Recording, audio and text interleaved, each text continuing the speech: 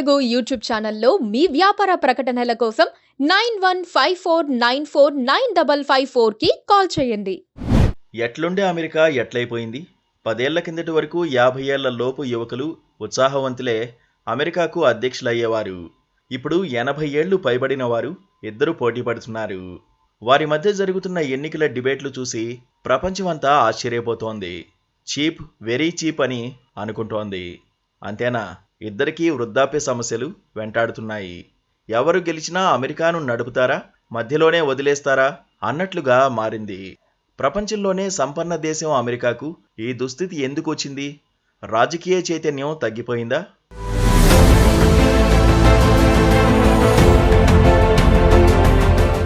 రాజకీయాల్లో యువత వస్తేనే దేశం ముందుకు సాగుతుంది. అది ఏ దేశంలో అయినా. ప్రోగ్రెసివ్ దేశాల్లో ఎక్కడ చూసినా యువ నాయకత్వమే కనిపిస్తుంది. మొన్నటిదాకా అమెరికాలోనూ అంతే. కానీ ఇప్పుడు మారింది. అమెరికా వృద్ధ నేతల బరిగా మారింది. అమెరికా రాజకీయాల్లో వృద్ధులు పదవులు చేపట్టడంపై చాలా కాలం నుంచి చర్చ జరుగుతోంది. ఇప్పుడు మరోసారి చర్చ తీవ్రమైంది. అమెరికా అధ్యక్ష ఎన్నికల బరిలో మరోసారి జో బైడెన్, ట్రంప్లు నిలిచారు. సాధారణంగా అమెరికా పౌరుల పదవీ విరమణ వయసు 67 సంవత్సరాలు. రాజకీయాల్లో మాత్రం రిటైర్మెంట్ వయసు అంటూ లేదు. ప్రస్తుతం అధ్యక్షుడిగా కొనసాగుతున్న జో బైడెన్ వయసు 81 ఏళ్లు. రిటైర్మెంట్ వయసు దాటి 14 ఏళ్లు అవుతోంది. డొనాల్డ్ ట్రంప్ వయసు 78 ఏళ్లు.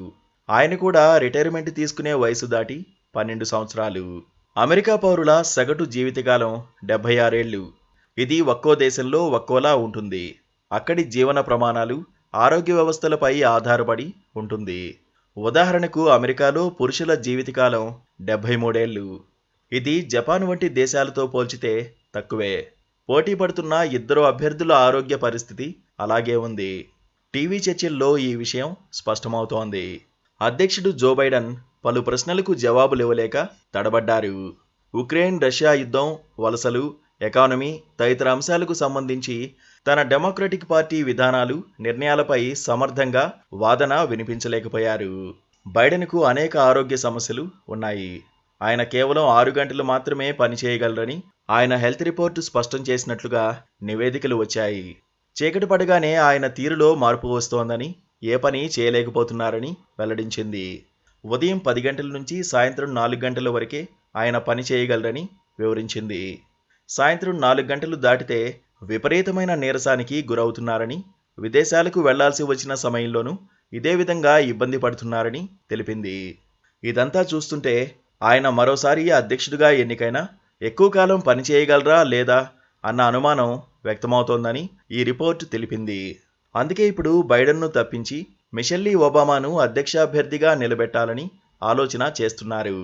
అయితే బైడెన్ తనంతట తాను వైదొలిగితే తప్ప ఈ సమయంలో అదంత తేలిక కాదని అమెరికా ఎన్నికల నిపుణులు అంటున్నారు. ఇప్పటికే ప్రతి రాష్ట్రంలో పార్టీ అభ్యర్థిని ఎన్నుకునే ప్రతినిధుల ఎంపిక కోసం జరిగే ప్రైమరీ ఎన్నికలు పూర్తయ్యాయి. డెమోక్రటిక్ పార్టీ నిబంధనల ప్రకారం రేసు నుంచి తాను వైదొలుగుతున్నట్లు బైడెన్ స్వయంగా చెబితే తప్ప వీరంతా ఆయనకే మద్దతివ్వాల్సి ఉంటుంది. అందుకే వైదొలిగేందుకు బైడెన్ సుముఖంగా లేరు. ట్రంప్ వయసు రీత్యానే కాదు, ప్రవర్తన రీత్యా కూడా వివాదాస్పదుడే. ఆయనకు వృద్ధాప్య సమస్యలు చాలా ఉన్నాయి. బైడెన్తో పోలిస్తే తక్కువగా కనిపిస్తున్న ఆయన ఆరోగ్యం పైన అనేక అనుమానాలు ఉన్నాయి. ఆయన మానసిక స్థితి కూడా అమెరికా గౌరవాన్ని పెంచేదిలా ఉండవన్న అభిప్రాయాలు ఉన్నాయి. బైడెన్ అభ్యర్థిత్వం ఖరారు కాకుండా ఉండడానికి రిపబ్లికన్లలో చాలా పోటీ జరిగింది. కానీ తన అతివాద భావాలతో రిపబ్లికన్లను ఆకట్టుకున్నారు. బరిలో నిలిచారు. ఇప్పటికీ ఆయన్ను రేసు నుంచి తప్పించాలన్న డిమాండ్లు ఉన్నాయి. అమెరికాకు జలుబు చేస్తే ప్రపంచానికి జ్వరం వస్తుంది. అలాంటి అమెరికాను నడిపే అధ్యక్షుల విషయంలో జరుగుతున్న వివాదం ప్రపంచ దేశాలను ఉత్కంఠకు గురిచేస్తోంది. డైనమిక్ యువనేత అమెరికా అధ్యక్షులు అవ్వాలని ఎక్కువ మంది కోరుకుంటున్నారు.